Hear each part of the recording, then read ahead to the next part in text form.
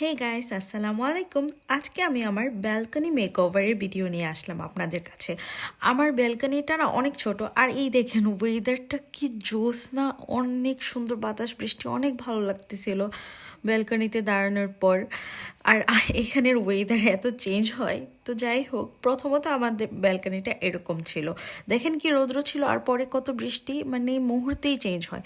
আমার ব্যালকনিটা অনেক ছোট, তেমন কিছু চেঞ্জনেস করার জন্য এখানে নাই। তো আমি ভাবলাম কি যে ব্যালকনিতে একটু সবুজের ছোঁয়া দেওয়া যায়।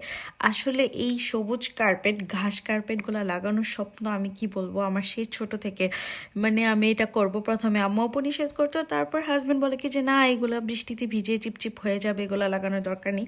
কিন্তু আমি ভাবলাম যে এই বাসায় না, এটা করতেই হবে। তো এটা আমি নিয়ে রেখেছিলাম অনেক আগে।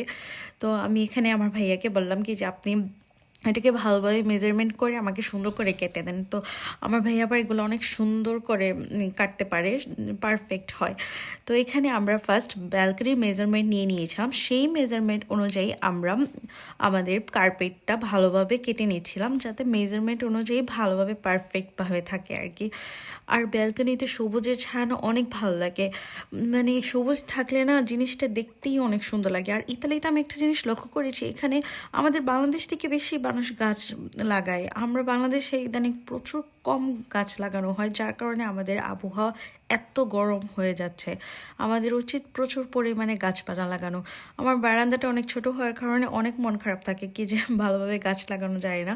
তো যাই হোক, এখানে গাছের কার্পেটগুলো দেওয়ার পর আমরা ভাবলাম কি যে ডাবল টেপ আর হচ্ছে কার্পেটের যে ট্যাপগুলো আছে ওগুলা ভালোভাবে লাগিয়ে দিই, কারণ হচ্ছে এটা যাতে ভালোভাবে ফিক্স হয়ে থাকে আর কি।